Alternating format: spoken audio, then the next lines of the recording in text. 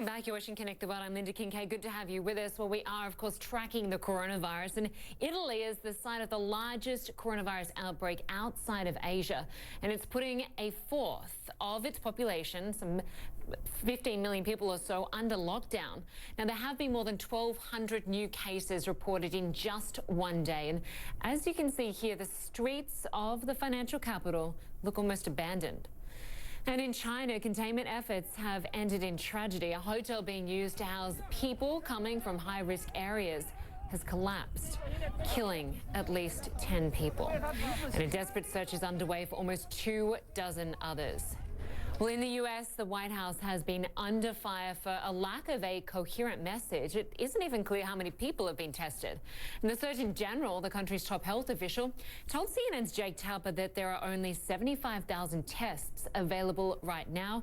But by the end of the week, there should be closer to 4 million. But that's for a population of 330 million people. Well, Jerome Adam is confident the situation is under control. Some parts of the country have contained it, just like when you look at the flu. And when we look at the flu tracker, some parts of the country are having much more severe flu seasons. Some are having very mild flu seasons. The same thing for coronavirus. So you want to first try to keep it out of your community. Once you know it's in your community, you want to take the steps to prevent spread within the community and to keep those most at risk safe.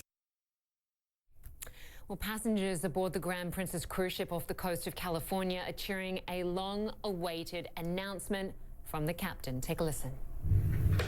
As part of our ongoing coordination with federal, state and local authorities, an agreement has been reached to bring our ship into the port of Oakland tomorrow. Thank God. Thank God indeed. That was one of the passengers clearly responding to that news. Well, the Grand Princess is finally expected to dock in the U.S. Monday, as you just heard, at a California port not normally used for passengers. Now, we know at least 21 people on board have tested positive for the coronavirus, and passengers will be transferred to U.S. military institutions for screening and a 14-day quarantine before they can return home. Well, Vicky and Bill Fisher are from the U.S. state of Indiana. They're retired school teachers and passengers on board the Grand Princess, and they join us now on the phone. Thanks so much for your time today. Just firstly, give us a sense of how you're feeling, because I can't imagine this is what you expected when you set out on your cruise. No, it's not, but we're feeling fine because we don't have any symptoms. We're healthy, and therefore, you know, you have to be happy about that. So no complaints. I mean, it's, you know, it's, yeah. That is good to hear, because we do know obviously there are 3,500 people on board. We know that obviously 21 people have tested positive on this cruise ship. And we have heard from the U.S. president that he obviously said that he wanted passengers to stay put. I just want to play some sound for our viewers if you want to take a listen. They would like to have the people come off. I'd rather have the people stay, but I'd go with them. I told them to make the final decision. I would rather, because I like the numbers being where they are. I don't need to have the numbers double because of one ship. That wasn't our fault. And so I can live either way with it. I'd rather have them stay on, personally. So, Vicky and Bill, obviously the U.S. president would have preferred you to stay on the ship. What do you make of those comments? You'd rather not consider just a number, a little more humorous than that, but when the option is a military institution, that doesn't sound very attractive either. So, you know, it's hard to beat room service, and how can you view if we could get out and walk? But if you can't walk and you are confined to your room, possibly getting off the ship sounds like a better choice. Right. Vicky, we're just looking at some of the vision. I'm a little nervous about the word military institution. Yeah, I bet. So, I mean, at this point in time, are you suggesting you'd prefer to stay on the ship rather than going to a military base? Because we are just looking at vision that you sent through of the room where I guess you've been confined to now for some days.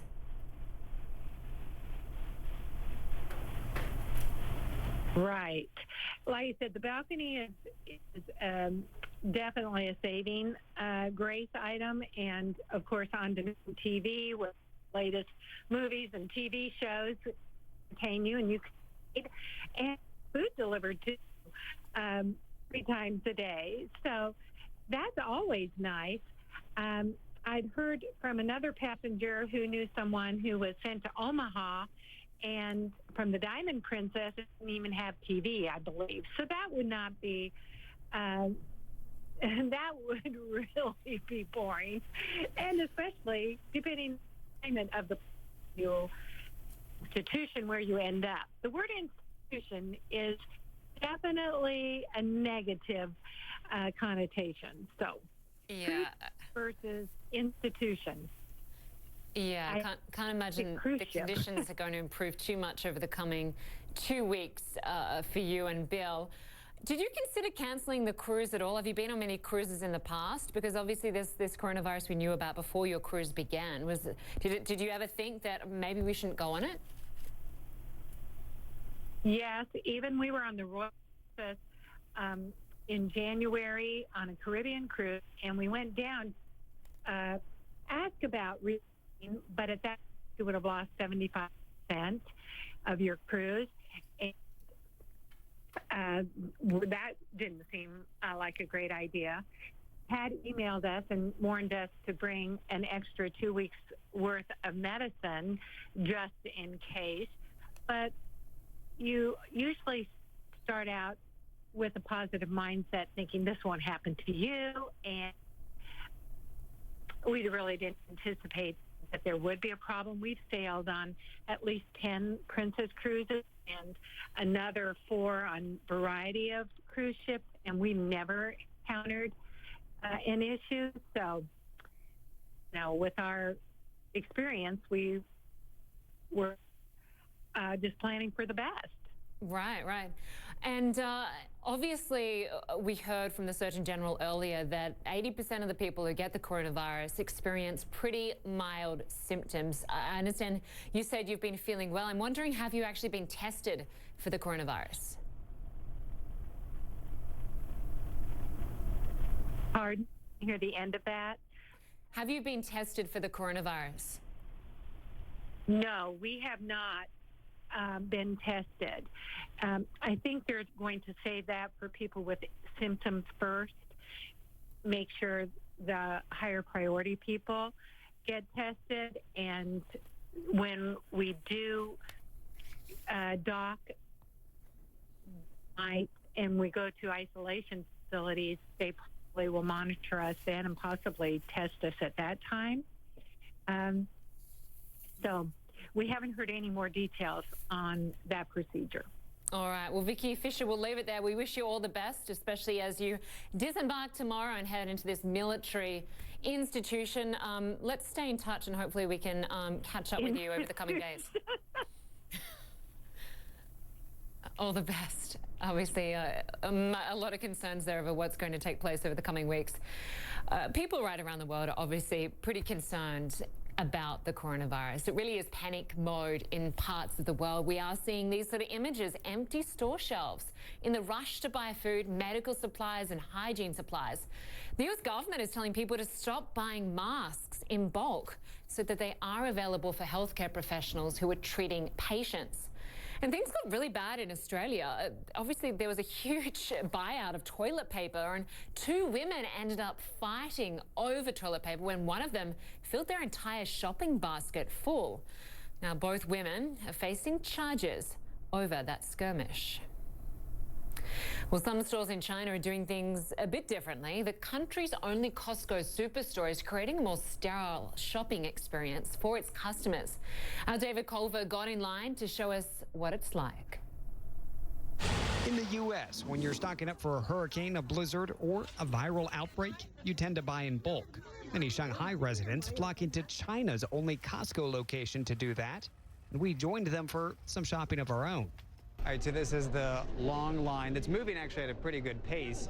We've heard several announcements as we've been standing here, and essentially they're telling people keep your distance from the person in front of you. The store only allows 1,000 customers in at a time. The wait outside, about 10 minutes.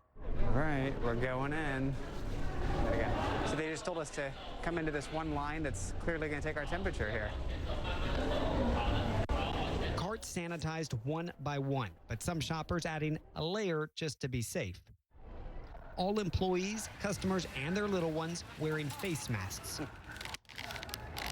Plastic used to protect the apples from germs, and plastic even used to shield kids. You can hear there's a loudspeaker. Essentially, they're telling people to keep 1 meter apart from each other. But as you look around, folks are definitely getting a lot closer than that. And if you did not catch that warning, this guy will keep you in line. But there are other options for folks looking to avoid stores altogether. One company launched this mobile grocery van before the outbreak.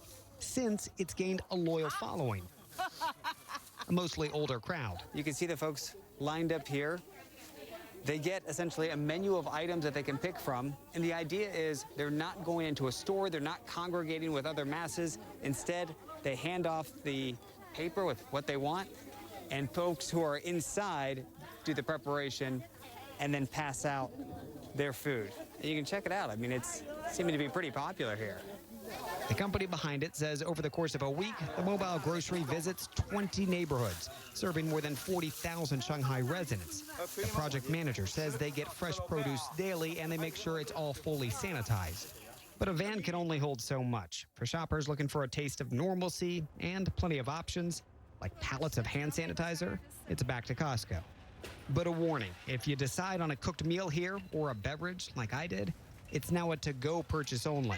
They said you have to eat and drink everything you buy in there outside of this store. Keep your mask on at all times. They're also telling folks to get in and out as quickly as possible. You don't hear many stores telling their customers to rush, but they're doing that here. An effort to minimize exposure and to maximize what you can stock up on. David Culver, CNN, Shanghai. Well, still to come here on Connect the World, climate change is an international crisis. We're going to learn more about a top policy maker who uses her power to fight that crisis in our core to Earth. Plus, after leaving North Korea, a group of women are expressing themselves and protesting the regime with beauty products. We'll meet them coming up.